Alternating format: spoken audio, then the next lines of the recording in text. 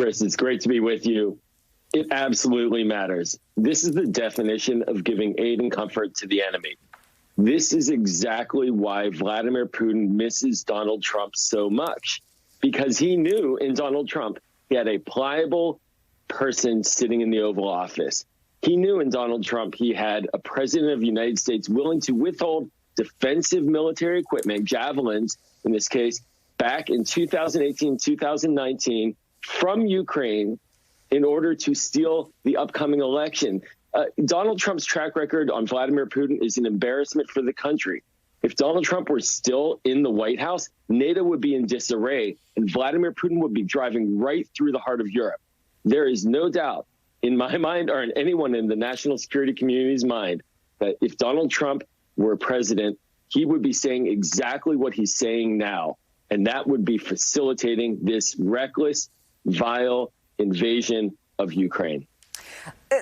On the other hand, President Zelensky has defied, I think, where a lot of people's low or concerned expectations. He has really rallied the Ukrainian people. And just very recently, Joel, he put out another new message. This one is from yesterday, but there was another new message. I'm not sure we've gotten it in yet, but we have gotten a translation of it. I want to get your read on some of the critical parts of what he said to the Ukrainian people today. He said Russia lied that they would not touch the civilian population. But from the first hours of the invasion, Russian troops were beating the civilian infrastructure, kindergartens, houses. Everything is under attack every day. And he went on to say, we have to call a spade a spade. Russia's criminal actions against Ukraine are a sign of genocide. I spoke with the UN Secretary General. Russia is on the path to evil. The world must come to deprive Russia of its right to vote in the UN Security Council. Your reaction to those strong words from President Zelensky, Joel? Well, first and foremost, my heart goes out to the Ukrainian people for experiencing what is the most unnecessary, unprovoked conflict, attack against a population that we have ever seen in Europe, certainly in my lifetime, since World War II. This is unconscionable. And President Zelensky, he's a truth teller. He had the guts to go to Munich and tell the European countries, time to wake up. Our countries were woken. Now their eyes are wide open. President Zelensky is shining a light on these crimes. And to his point about the action, is he and his allies, his government officials around the world are calling on diplomatic isolation of Russia, and that is coming. We are seeing the financial isolation of Russia right now. We are seeing the hard punishing sanctions accelerating. We are seeing Europe backing sanctions that the United States has been asking for and pushing for, the SWIFT network as an example. We're seeing Germany now sending military equipment into Ukraine to defend it. So it is accelerating and is moving faster.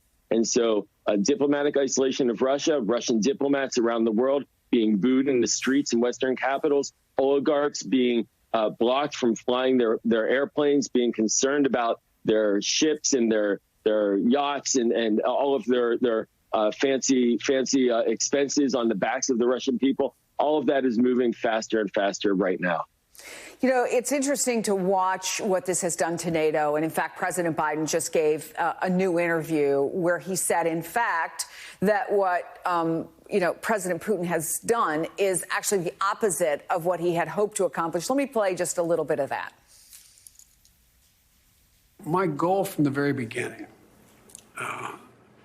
was to make sure that I kept all of NATO and the European on the same page. Because the one thing I think that Putin thought he could do was split NATO, creating a great aperture for him to be able to walk through. Right. And that hasn't happened, if you notice. It's been complete unanimity. And Russia will pay a serious price for this short-term and long-term. What will that price be is a question a lot of people have as we continue to see Ukrainians streaming across borders, running from their homes, taking up arms, and the death toll mounting.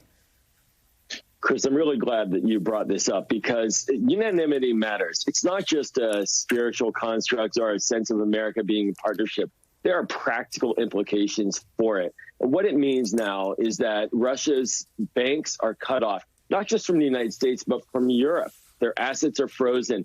We heard from Josh earlier that they have been planning for years to try to prevent impacts of sanctions by the U.S. So they've moved their reserves out of dollars. Well, they've moved them into accounts that are now sanctioning them from Europe because of this unity. So what it means is that collective action on the economic punishment, on the diplomatic isolation, and on the humanitarian assistance as well will be there. So when this devastating conflict, as it continues, when humans, civilians, children are fleeing, they will know that there will be countries to support them, that there will be humanitarian assistance nearby, and that is all underway because of unity. I have to say, the difference here between Biden and Trump is stark.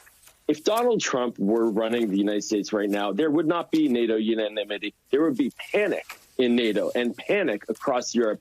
There would be a desperate sense of inability to confront this evil, this vile. That is not the sense right now. That doesn't mean that we have a simple solution tomorrow, that we can turn a switch and it's all fixed. No. But that sense of panic is not there. That sense of desperation is not there. What is there is a sense of unity of purpose and planning and strategy and effectiveness. And that is a critical difference between these two presidents. Joel Rubin, thank you. Good to talk to you tonight.